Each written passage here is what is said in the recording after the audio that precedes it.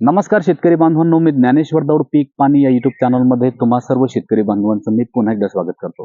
शेतकरी बांधवांनो, आजच्या या व्हिडिओमध्ये आपण एका एकरमधून 20 ते 25 क्विंटल पर्यंत जर आपल्याला कापूस काढायचा असेल तर त्या संदर्भामध्ये काही मुद्दे आहेत। त्या मुद्द्यानुसार जर आपण नियोजन जर केलं शेतकरी बांधवांनो तर सहज आपला एका एकरमधून या वर्षी 20 ते 25 क्विंटल पर्यंत कापूस हा होऊ शकतो। त्यासाठी शेतकरी बांधवांनो कोणत्या प्रकारचे असे मुद्दे आहेत की त्या मुद्द्यांचा विचार करणं खरं म्हणजे प्रत्येक शेतकऱ्यांसाठी अतिशय महत्त्वाचं आहे। तर शेतकरी बांधवांनो, पहिला जो काही मुद्दा आहे तो मुद्दा आहे की लागवडीचं योग्य अंतर। शेतकरी बांधवांनो, दुसरा जो काही मुद्दा आहे तो योग्य बियाणांची निवड। तिसरा महत्त्वाचा मुद्दा आहे शेतकरी बांधवांनो की योग्य जमिनीची निवड। आणि शेवटचा जो काही मुद्दा आहे तो आहे योग्य खत व्यवस्थापन। खऱ्या अर्थाने हे चारच अशा प्रकारचे मुद्दे शेतकरी बांधवांनो की हे चार मुद्दे जर आपण त्या ठिकाणी लक्षात घेतले आणि त्यानुसार जर आपण कापूस लागवडीचं जर नियोजन जर केलं तर निश्चितपणे शेतकरी बांधवांनो आपल्याला एका एकरमधून 20 ते 25 क्विंटल पर्यंत उत्पादन हे सहज होऊ शकते।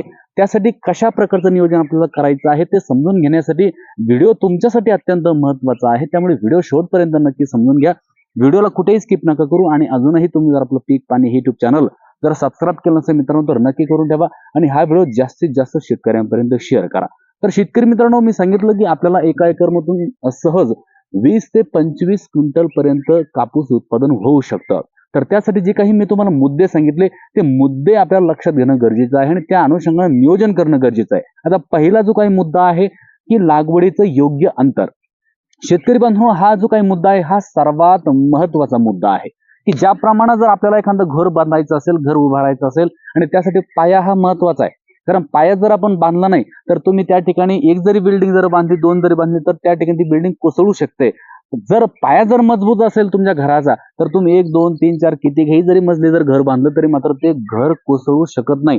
तसं पिकामध्ये सुद्धा तसं आहे शेतकरी बांधवांनो की जर तुमचं लागवडीचं योग्य अंतर जर तुम्ही मेंटेन जर केलं तर तुम्हाला शेतकरी बांधवांनो कापूस असेल किंवा कोणताही पिकाचं उत्पादन असेल तर ते वाढीव होणारच आहे। त्यासाठी लागवडीचं योग्य अंतर असणं अत्यंत गरजेचं आहे। ते कापसामध्ये आपल्याला यावर्षी ठेवायचं आहे। आता लागवडीचा योग्य अंतर काय असणार आहे शेतकरी बांधवांनो, तर आपल्याला लागवडीचं जे काही योग्य अंतर आहे ते 3/1 ठेवायचं आहे। होय शेतकरी बांधवांनो, 3/1 वरती जर आपण त्या ठिकाणी लागवडीचं अंतर जर ठेवलं तर एका एकरमध्ये 14,520 झाड संख्या त्या ठिकाणी बसते। आता प्रश्न असा उपस्थित होणार आहे की 4,520 झाडं बसवायची आहेत, 3/1 वरती लागवड करायची आहे, तर मग दाटी होणार नाही का? जर दाटी जर झाली तर मग फुलगळ होऊ शकते, त्या ठिकाणी उत्पादन आम्हाला त्या ठिकाणी परत कमी मिळू शकतं। तर हे कसं शक्य आहे? आम्ही 4/1 वर नाही तर आम्ही त्या ठिकाणी 5/1 वरती लावत असतो किंवा 4/1 वरती 4/2 वरती लागवड करत असतो, तुम्ही तर 3/1 वरती सांगतात। मग हे दाटी होणार नाही का? झाड संख्या त्या ठिकाणी दाटेल, परिणामी आमचं नुकसान होईल।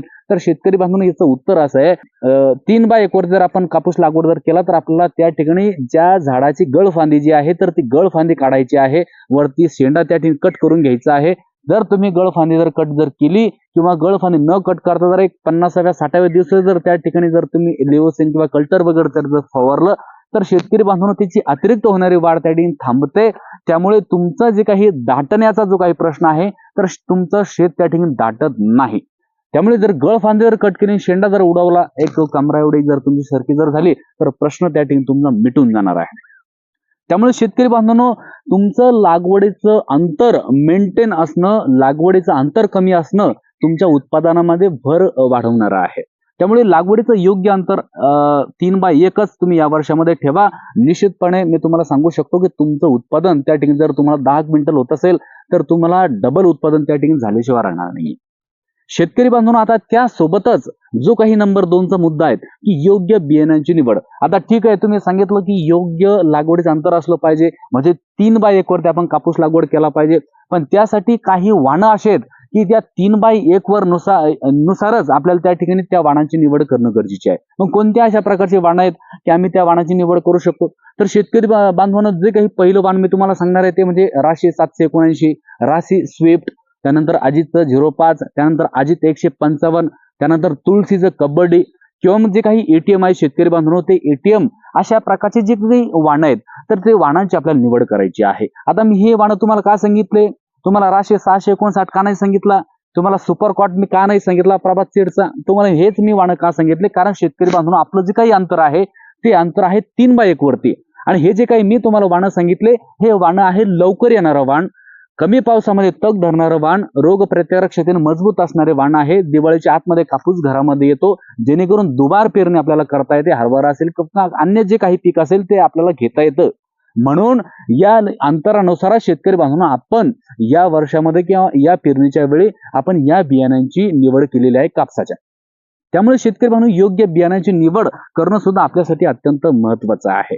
आता त्यानंतरचा महत्वाचा मुद्दा म्हणजे काय, की योग्य जमिनीची निवड. होय शेतकरी बांधवांनो, जर आपल्याला खरोखर उत्पादन जर घ्यायचं असेल चांगल्या प्रतीचं, तर जमीन सुद्धा चांगली असायला हवी. म्हणजे कशी, की मध्यम भारी जमीन आपली असली पाहिजे, जेणेकरून शेतकरी बांधव आपण जर ड्रिपच्या माध्यमातून जर त्या ठिकाणी लागवड जर केली, तर आपण पाणी सोडल्यानंतर त्या जमिनीत त्या ठिकाणी पाणी साठवून ठेवलं पाहिजे, धरून ठेवलं पाहिजे पाणी त्या ठिकाणी. जशी की बरडाची जमीन आहे, जर आपण आज जर पाणी जर दिलं तर त्याला उद्या लगेच पाणी लागतं. परंतु जी काही काळी जमीन आहे, भुसभुशीत जमीन आहे, सुपीक जमीन आहे, त्या प्रमाणात पाणी जर आपण जर दिलं तर त्या प्रमाणामध्ये पाणी तिला कमी लागतं. म्हणजे पाणी जर आपण आज जर दिलं तर 2 ते 3 दिवस पाणी देण्याची त्या जमिनीला गरज पडत नाही. म्हणजे काय, की जमीन निवडत असताना आपण मध्यम आणि भारी जमीन जर त्या ठिकाणी कापूस लागवडीसाठी जर निवडली, तर अपेक्षितरित्या जे काही उत्पादन आम्हाला मिळवायचं आहे, तर ते उत्पादन आम्हाला त्या ठिकाणी मिळणारच आहे. त्यामुळे योग्य जमिनीची निवड सुद्धा करणं गरजेचे आहे. आता यातील एक मुद्दा अजून मी तुम्हाला स्पष्ट करून दाखवतो. काही शेतकरी म्हणतील की आमची जमीन बरडाची आहे, हलकी जमीन आहे, मग अशा जमिनीमध्ये अशा प्रकारचं व्यवस्थापन केलं तर चालेल का? हो चालतं शेतकरी बांधव, पण आपल्याकडे पाणी असणं अत्यंत गरजेचं आहे.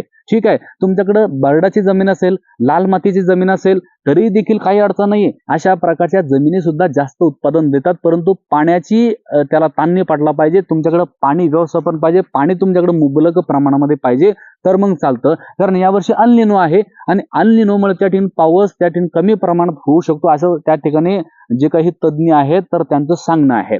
त्यामुळे शेतकरी बांधवांनो, आपल्याला जे काही योग्य जमिनीची निवड मी तुम्हाला सांगितली, हे सुद्धा त्या ठिकाणी करणं अत्यंत गरजेचे आहे. मध्यम भारी जमीन आपण या वर्षामध्ये जे काही 3 बाय 1 वरती लागवड करणार आहोत त्यासाठी आपल्याला निवडायची आहे. शेतकरी बांधवांनो, आता सर्वात महत्वाचा मुद्दा म्हणजे काय, की तो म्हणजे की योग्य खतांची निवड. म्हणजे की आपण खतांचं नियोजन करणं गरजेचं आहे, खत व्यवस्थापन करणं गरजेचं आहे. तर मग कोणत्या प्रकारचं खत व्यवस्थापन आपण त्या ठिकाणी करावं, कधी करावं, बरोबर आहे की नाही? तर शेतकरी बांधवांनो, आपल्याला खत निवडत असताना आपल्याला मी तुम्हाला 3 पर्याय त्या ठिकाणी देणार आहे. पहिला जो काही पर्याय आहे तो आहे 10-26-26. दुसरा जो काही पर्याय आहे तो आहे 12-32-16 आणि तिसरा जो काही पर्याय आहे तो आहे 9-24-24 किंवा मग DAP प्लस तुम्ही पोटॅश असाही प्रकारचा चौथा पर्याय तुम्ही त्या ठिकाणी यूज करू शकतात, अवलंबू शकतात. आता शेतकरी बांधवांनो, प्रति एकर आपल्याला त्या ठिकाणी जर 10-26-26 जर घ्यायचे असेल तर 2 बॅग त्या ठिकाणी घ्यायच्या. आता तुम्ही म्हणाल का हो 2 बॅग घ्यायच्या म्हणजे का आम्हाला त्या ठिकाणी भेज करतात का, 2 बॅग कुठे लागतात का? परंतु शेतकरी बांधवांनो, आपल्याला फार तर एकदाच त्या ठिकाणी खत व्यवस्थापन करायचं आहे. 2 बॅग 10-26-26 किंवा 12-32-16 किंवा मग 9-24-24 किंवा शेतकरी बांधवांनो 1 बॅग DAP आणि 1 बॅग त्या ठिकाणी MOP पोटॅश अशा प्रकारचं आपल्याला निवड करायची. कोणतीही एक निवड. आता तुम्ही म्हणसाल आम्हाला तुम्ही फारच सांगितलं, हे सांगितलं, ते सांगितलं, नाही, कोणताही एक पर्याय निवडा बरं का.